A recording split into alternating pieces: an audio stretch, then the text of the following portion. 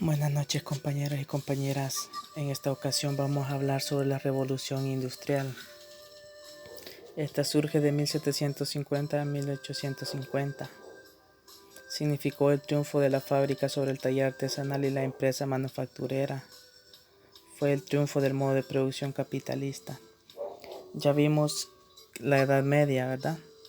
La Edad Media dijimos que era basada en la tierra. La fuente de riqueza, la fuente de producción era a partir de la tierra. Posteriormente al siglo XIII surge una clase de artesanos, luego surgen los comerciantes y por último se llega hasta la burguesía, ¿verdad?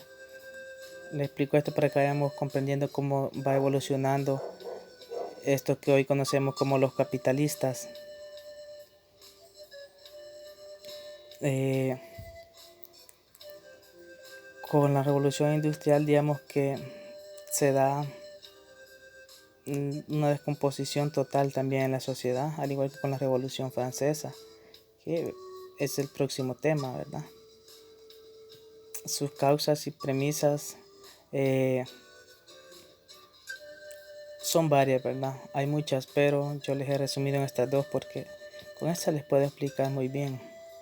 Se dice que se basó en los recursos económicos de muchos países, cuya explotación proporcionó a la burguesía inglesa enormes capitales y la revolución agraria.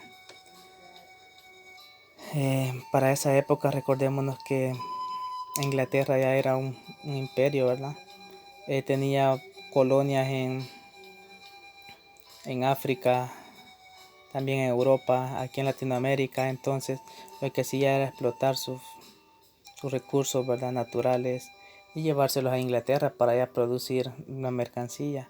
Es decir, que extraía materia prima de todas estas colonias que tenía, iba a producir allá a Inglaterra y posteriormente se las vendía a estos países, ¿verdad?, a un precio bien elevado. Por eso es que se basa en la explotación de un estado sobre otro estado, un estado ya capitalista, ¿verdad?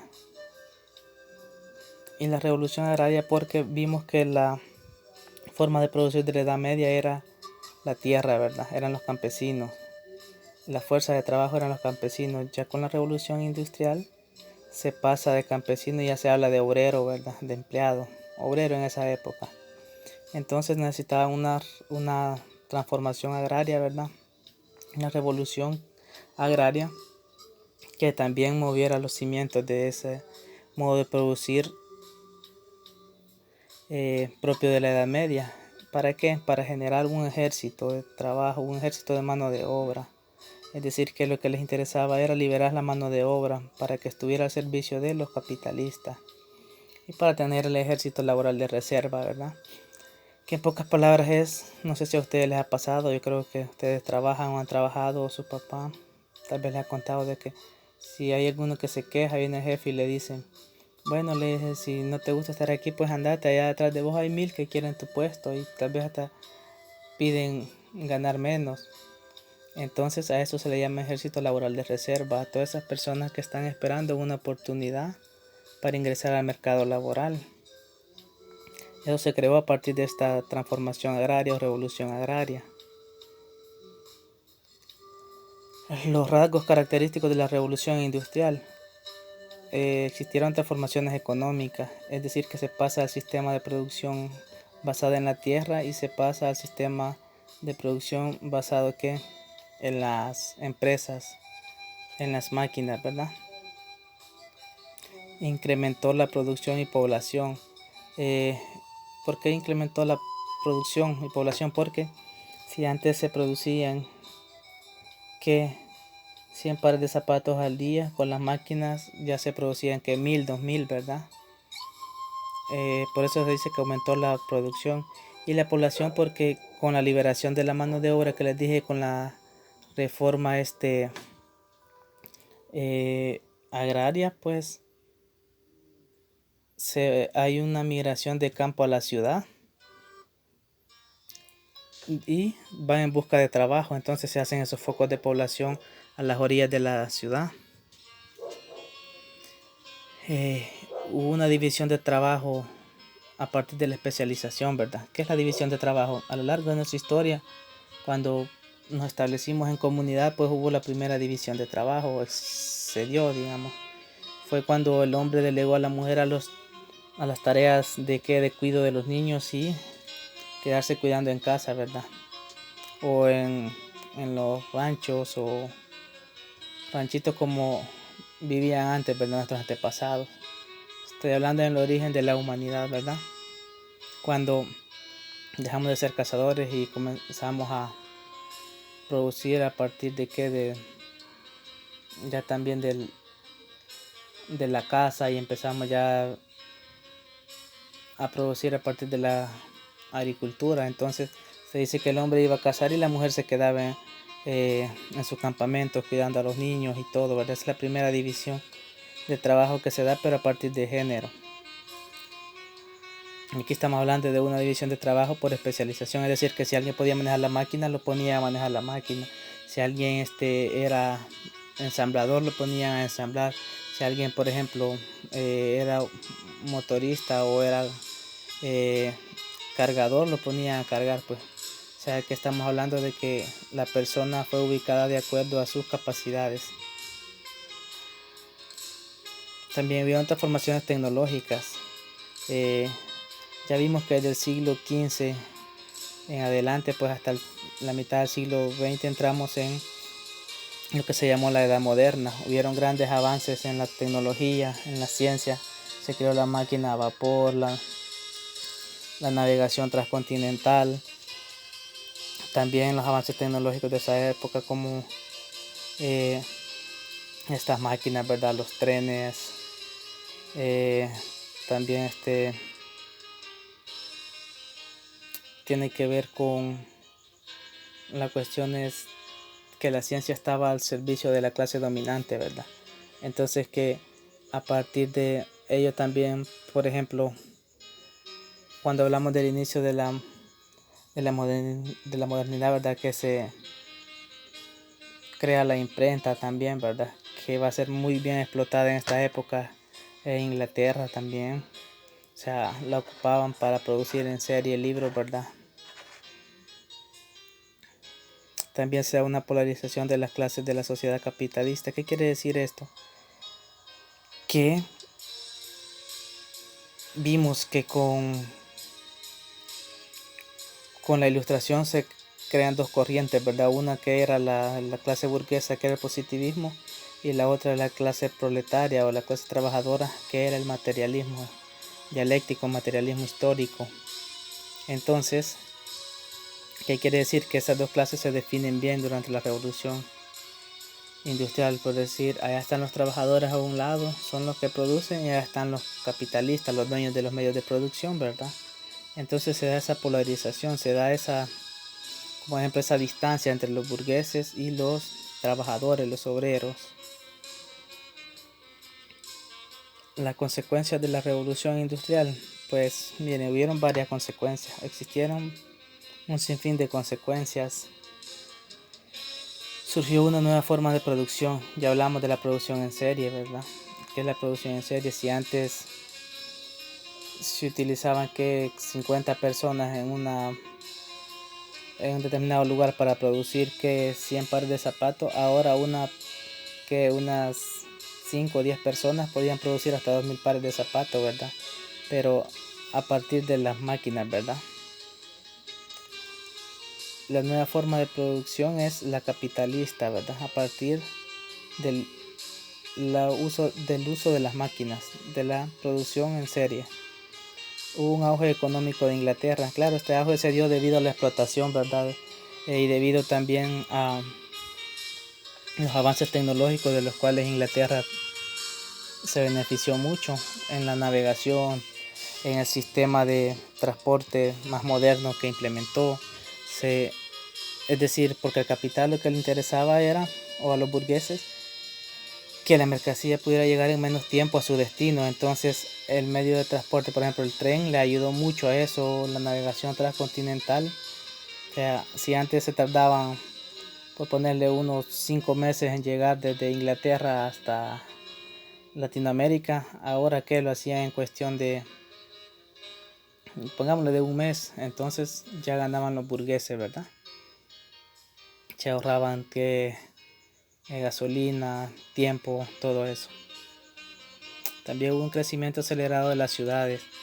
Tiene que ver con la migración que se da del campo a la ciudad en busca de trabajo.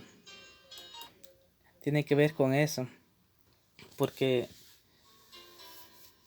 digamos que todos los campesinos, las personas que también se fueron preparando, aprendiendo un oficio, migraron de campo a la ciudad en busca de trabajo. Se dio una revolución en el transporte terrestre y marítimo, es lo que les estaba explicando acerca del tren. Se crearon la famosa estación del tren, se dio la navegación transcontinental, que más que todo se crearon para beneficio de los capitalistas, porque para transportar la mercancía, ¿verdad? Claro, eso no quiere decir que no le ayudó también a los obreros, porque ahí mismo se transportaban, pero el máximo beneficio era para los capitalistas. Aparición de la clase obrera como fuerza revolucionaria. ¿Qué quiere decir esto? Se dan también los primeros movimientos, ¿verdad?, contra los burgueses. Por lo menos vimos la corriente iniciada por Marx y Engels, ¿verdad?, por Carlos Marx, entonces acerca de la revolución que ellos planteaban, que tenía que haber un cambio en la sociedad, no a partir de reforma como el positivismo, sino que a partir de una revolución. Entonces va a haber varios movimientos en Europa pidiendo mejoras salariales, pidiendo también tomarse los medios de producción, ¿verdad? Porque la tesis de Marx era esa, de que los trabajadores en un momento iban a ser capaces de expropiarle los medios de producción a los ricos y producirlos, poner a trabajar a ellos las empresas, ¿verdad?, las máquinas. Es así como se iba a iniciar lo que él llamaba la primera etapa, que era el socialismo, para luego llegar al comunismo, ¿verdad? Posterior a esta también se da la otra revolución, que es de suma gran importancia para nuestra sociedad, aunque se dan en Europa, pero también son de suma importancia aquí en nuestro continente, porque todas estas ideas también llegaron aquí a nuestro continente, a Latinoamérica, a Centroamérica, aunque años más tarde, pero llegaron, ¿verdad? Y la Revolución Francesa se da de 1789 a 1799. Significó el triunfo de la burguesía y el inicio del capitalismo en Francia. Vimos que la Revolución Industrial fue en Inglaterra, pero paralelo a esta se da la Revolución Francesa en Francia, valga la redundancia. Y también fue el triunfo este fue el triunfo, digamos, más importante de toda esta época de la burguesía o de la clase capitalista. ¿Por qué? Ya vamos a ver por qué. Las causas del desempleo, endeudamiento, la monopolización de los cargos por la nobleza y el clero y el sistema de impuestos. ¿Qué quiere decir esto? Francia enfrentaba una época de desempleo, endeudamiento, pero producto de ¿qué? De la mala administración de los reyes, ¿verdad? Para esta época también ya había crecido, decíamos que para esta época ya había crecido esta clase burguesa. Entonces ellos empezaban a presionar por oportunidades políticas y económicas, pero no podían porque era el rey el que había monopolizado toditito esos cargos, ¿verdad? Y el clero, es decir, la iglesia y la familia real, decidían quiénes iban a cobrar los impuestos, decidían quiénes iban a estar a cargo de una determinada región. Entonces eso no le convenía ni le gustó a la clase capitalista, ¿verdad? Eso no le gustó y empezaron a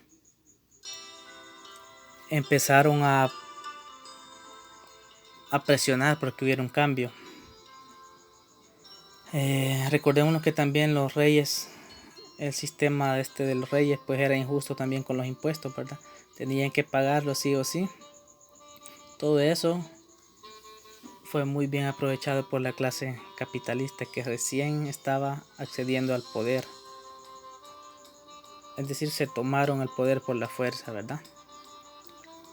Dentro de las características de la Revolución Francesa está que es una revuelta contra el orden ideológico medieval. Porque esto de los reinados venía desde la Edad Media, ¿verdad? Entonces ellos atacaron eso, es decir, contra el rey, contra el clero.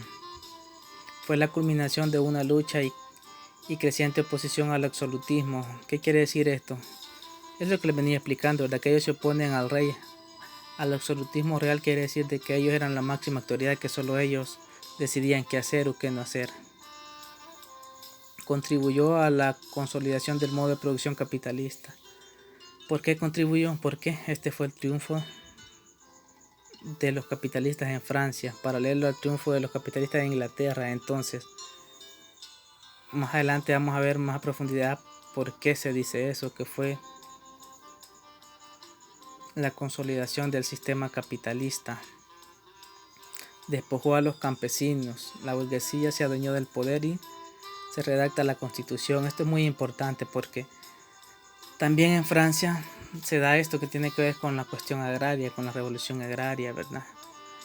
Se da el despojo de las tierras, ¿verdad? De los campesinos.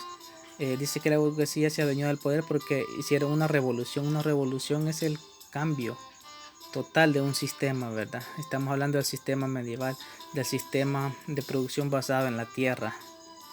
Entonces ahora se pasa a un sistema de producción basado en el sistema capitalista. Ya en la cuestión de la revolución industrial también ya iba llegando a Francia, entonces basado en las máquinas. Se redacta la Constitución. Esta revolución es muy importante para toda nuestra sociedad, bueno, en todo el mundo. Este movimiento le dio las herramientas necesarias a varios estados de Europa pues para liberarse también del poder de los reyes, porque se redacta la Constitución. ¿Qué quiere decir? Se redacta una Constitución donde establece que va a ser por vía democrática y esta va a estar dirigida por quien, por tres poderes. Pero ¿cómo se va a llamar ese nuevo aparato, verdad? Se va a llamar la República, ¿verdad? Un sistema republicano que es el que tenemos actualmente, ¿verdad?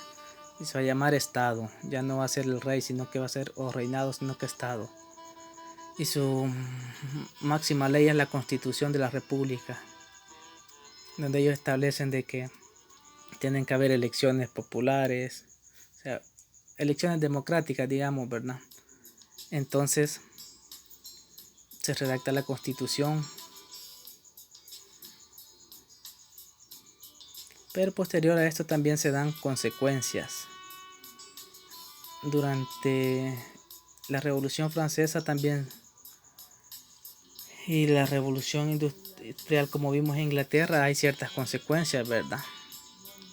¿Cuáles son las consecuencias que suscitan a partir de esta revolución? Que hay una abolición de la servidumbre y de los privilegios de la nobleza. Claro, en esta ocasión eran consecuencias en contra de la realeza, ¿verdad? Porque le quitaron todos sus privilegios, entre comillas, ¿verdad? Porque, por ejemplo, en Francia todavía hay una familia real que tiene gran poder, ¿verdad? Entonces, entre comillas, pongamos esto. El poder de la iglesia se redujo. Ya vimos que con la ilustración también se abandonó la idea de que Dios era el centro de todo. Pues entonces la Revolución Francesa viene a como a terminar de rematar esa idea, ¿verdad? De que Dios era el centro de todo. Los derechos de los burgueses, o sea, ¿qué quiere decir esto? Donde dice que el derecho de los burgueses a cargos públicos, porque ahora en la nueva república no iban a ser los reyes los que iban a participar, sino que eran los burgueses, ¿verdad? Solo ellos iban a tener derecho a participar para dirigir al país, para ser ¿qué? Presidente, llamémosle hoy en nuestro lenguaje, ¿verdad? garantía de la propiedad privada. Esto es muy importante. ¿Por qué? Porque con esta revolución surge la propiedad privada. Anteriormente a eso no se hablaba de propiedad privada, sino que se hablaba de los reinados, ¿verdad? Que eran dueños de ciertas tierras y que se las daban a los campesinos para que los trabajaran. Es la Revolución Francesa que produce, ¿verdad? Se inventa este concepto de la propiedad privada, de decir, esto es mío, ¿verdad? Tengo derecho a esta propiedad. Y se crea la Asamblea Legislativa, lo que yo les decía, que era el nuevo poder de la República, la Asamblea, ¿verdad? Que iba a estar dirigida por partidos políticos, pero solo de los burgueses, ¿verdad? Porque en ese momento el obrero apenas podía leer, algunos y otros no podían leer. Era una cuestión de privilegio también. Entonces la Asamblea Legislativa era uno de los 3 poderes del Estado, ¿verdad? El legislativo, el ejecutivo y el judicial. A ellos se les encomendó la idea de dirigir las nuevas repúblicas. Entonces, como hemos visto, estas 2 revoluciones fueron de vital importancia para la consolidación del sistema capitalista y también para nuestra sociedad, ¿verdad? Porque a partir de esto también se impulsan grandes movimientos en Latinoamérica y en otras partes del mundo. Entonces son muy importantes, tanto la Ilustración como las 2 revoluciones, porque también las ideas de la Ilustración sirvieron para que aquí en Latinoamérica se dieran estos movimientos de independencia, ¿verdad? Para que se dieran los movimientos de la independencia.